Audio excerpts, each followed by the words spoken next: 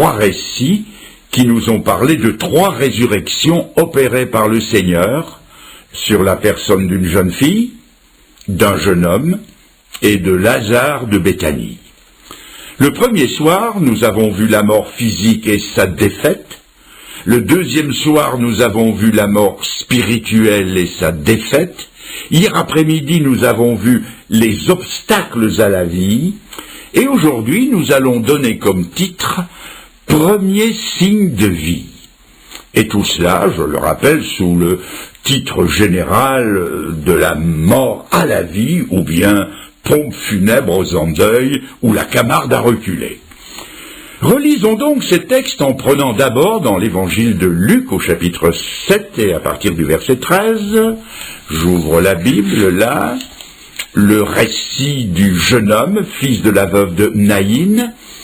Jésus s'est approché du cortège en route pour le cimetière, l'a empêché d'aller plus loin, et il est écrit ceci. Le Seigneur l'ayant vu, la mère du jeune homme, donc l'ayant vu, fut ému de compassion pour elle et lui dit « Ne pleure pas ». Il s'approcha et toucha le cercueil. Ceux qui le portaient s'arrêtèrent. Il dit au jeune homme « Je te le dis, lève-toi ». Et le mort s'assit et se mit à parler. Premier signe de vie, il s'assit et se mit à parler. Voyons le deuxième récit, celui de la fille de Jaïrus, chapitre 8 du même évangile, verset 52. Le Seigneur s'approche, et je lis que tous pleuraient et se lamentaient sur elle. Alors Jésus dit, « Ne pleurez pas, elle n'est pas morte, mais elle dort. » Et il se moquait de lui, sachant qu'elle était morte. Mais il la saisit par la main et lui dit d'une voix forte, « Enfant, lève-toi !» Et son esprit revint en elle, et à l'instant elle se leva, et Jésus ordonna qu'on lui donne à manger. Premier signe de vie, elle se lève et elle mange. Maintenant, dans l'évangile de Jean, au chapitre 11, nous avons le récit de la résurrection de Lazare, et au verset 43, on trouve le Seigneur devant le sépulcre.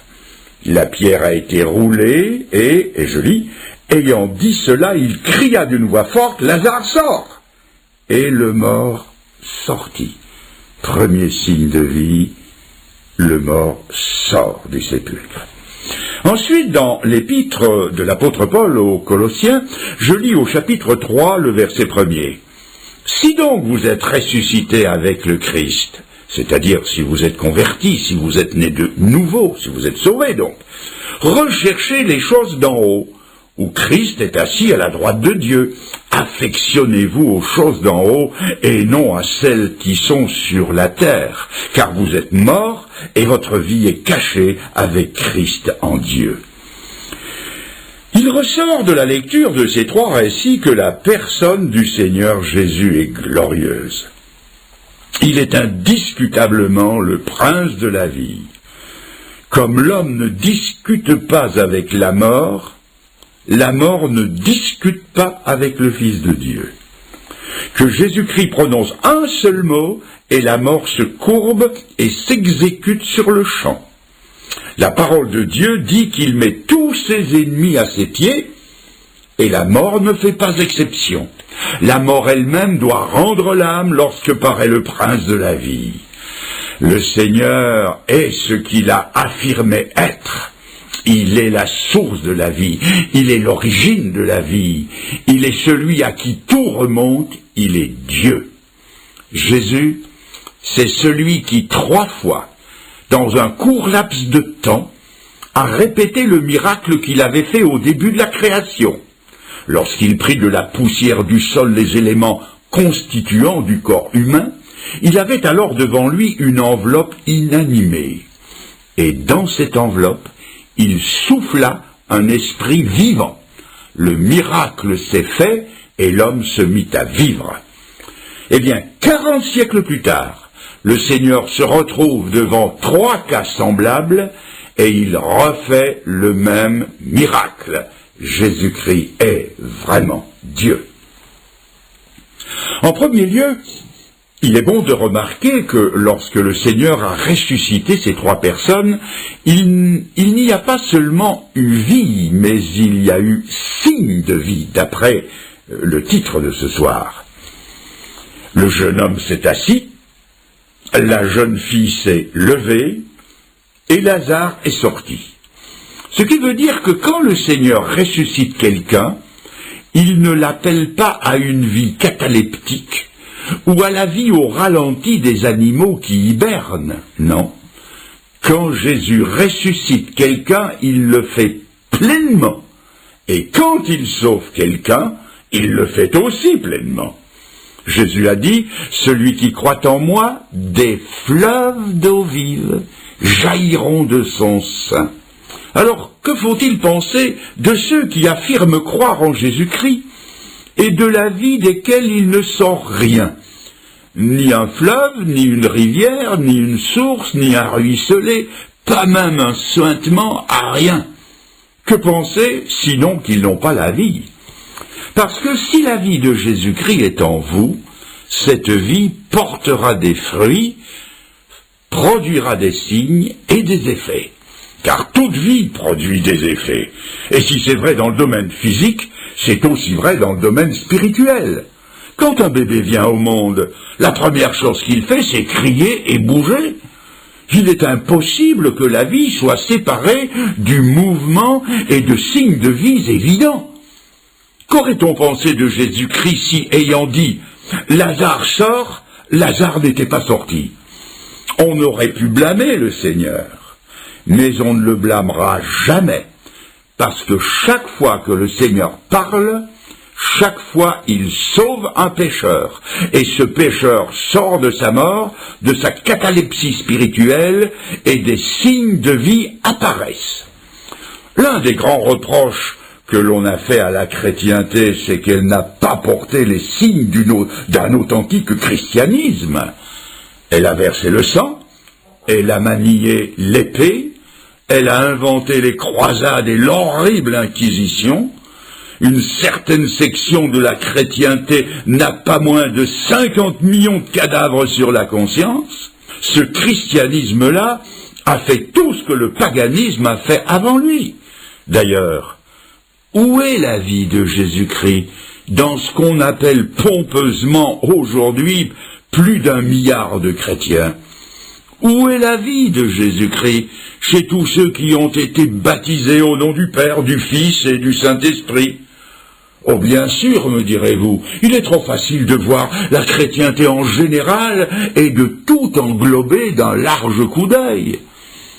Mais on peut aussi essayer d'y regarder d'un peu plus près. Dans ma courte expérience, 30 ans de ministère et d'itinérance, j'ai rencontré beaucoup de ces prétendus ressuscités, de ces prétendus chrétiens qui affirment croire en Jésus-Christ, qui affirment que Jésus-Christ leur a parlé, et qui, eux, n'ont pas remué le petit doigt spirituellement parlant. Ils sont restés pareils à eux-mêmes. Je me rappellerai toujours cette femme à qui j'ai demandé un jour « Est-ce que vous êtes sauvé ?» Elle m'a dit « Oh, vous savez, monsieur, une nuit, moi j'ai eu une vision. J'ai vu le Seigneur Jésus, il s'est approché de moi, il m'a regardé, il m'a parlé, et j'ai même vu ses lèvres remuer. » Et ainsi cette femme tenait pour salut ce qu'elle avait aperçu dans un moment de fièvre mystique. Mais rien n'avait changé dans sa vie, et elle a continué à vivre dans le péché comme avant.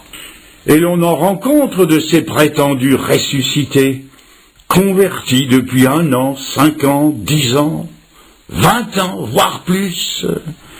Ils n'ont pas bougé, ils ont gardé le même genre de vie mondain, ils sont restés ce qu'ils étaient dans le même état. Tout simplement, ils sont un peu plus morts qu'au jour de leur prétendue conversion. Et s'ils ont bougé, c'est dans le sens de la corruption, un peu moins vivants pour Dieu que le jour où ils ont senti un frisson leur passer le long de l'échine dorsale, qui n'a laissé aucune trace durable dans leur vie. Je le répète et je maintiens que là où il y a vie, il y a preuve de vie et signe de vie. En deuxième lieu, on ne peut pas ressusciter de rien du tout. Monsieur de la Palisse en aurait dit autant. On ressuscite de quelque chose. De même, on n'est pas sauvé de rien du tout.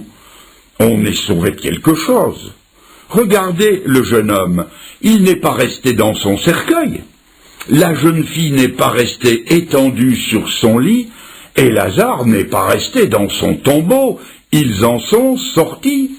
Ce serait un aussi grand non-sens d'affirmer que l'on peut ressusciter de rien que d'affirmer que l'on peut se convertir de rien. Lazare n'a pas été ressuscité dans sa mort, il a été ressuscité de sa mort. Et quand Jésus sauve quelqu'un, il ne le sauve pas dans ses péchés, mais il le sauve de ses péchés, d'une ancienne façon de vivre, d'un ancien genre de vie à un nouveau genre de vie. C'est une nouvelle naissance, pas moins. L'Écriture dit, celui qui croit au Fils de Dieu a la vie. Et il est encore écrit, celui qui est en Christ devient une nouvelle créature. Les choses anciennes sont passées, toutes choses deviennent nouvelles. Il y a beaucoup de gens qui voudraient bien être sauvés, mais sans que le Seigneur touche à leur vie. C'est un peu, cela fait sourire, c'est un peu comme si Lazare avait dit, « Seigneur, je veux bien que tu me ressuscites, mais pas que tu me fasses vivre. » C'est impossible. En troisième lieu, nous venons de dire qu'ils n'ont pas été ressuscités de rien du tout, mais de quoi l'ont-ils été? La jeune fille est sortie de sa couche mortuaire. La vie qui a pénétré en elle l'a fait irrésistiblement se lever de dessus son lit. Et qu'est-ce que le lit peut représenter pour nous? Le lit, c'est un endroit moelleux, doux, facile, relaxant. C'est le lieu des rêves où l'on s'échappe facilement de la réalité, où l'on peut se bercer d'illusions. Et ainsi, pour le salut éternel, on peut se reposer sur une bonne famille, une bonne réputation, un bon milieu social ou religieux, une bonne opinion de soi. On peut se reposer sur tout cela et sur bien d'autres choses encore. Ce sont là des lits sur lesquels on s'endort du sommeil mortel de la fausse sécurité, et où souvent de chers amis viennent encore vous border pour entretenir l'illusion fatale. Ce sont des lits de mort. Mais quand Jésus-Christ passe et parle, ça fait une belle bombe dans ce beau décor de fausse sécurité. Le Seigneur s'adresse à la petite fille et lui dit « Lève-toi ». Et il s'adresse à nous ce soir et il dit « Lève-toi, lève-toi ». Lève-toi de la bonne opinion que tu as de toi-même, c'est un suaire. Lève-toi de ta religion de fabrication humaine. Lève-toi de tes petits rites religieux, c'est un linceul. Lève-toi de tout ce sur quoi tu te reposes et qui ne peut pas te sauver. Le Seigneur vous regarde et vous dit, lève-toi, sors de là pour être sauvé. Mais peut-être que vous aimez mieux croire que vous pouvez être sauvé sans avoir à changer quoi que ce soit à votre genre de vie. Peut-être préférez-vous croire que vous pouvez rester allongé avec les autres allongés, en attendant pour de bon le boulevard des allongés. Mes amis, serait-ce du haut de la chair dite de vérité? Si on vous a promis la vie éternelle de cette façon-là, moi je ne vous la promets pas. Ni moi, ni la parole de Dieu, ni Dieu lui-même. Il n'y a qu'une voie de salut. C'est celle qui nous fait sortir du milieu dans lequel on est pour saisir et entrer dans la vie de Jésus-Christ. Regardez maintenant le cas du jeune homme. Ce jeune homme s'est assis sur son cercueil. Et qu'est-ce que le cercueil peut bien représenter pour nous ? Rien ne ressemble à un cercueil comme un autre cercueil. C'est un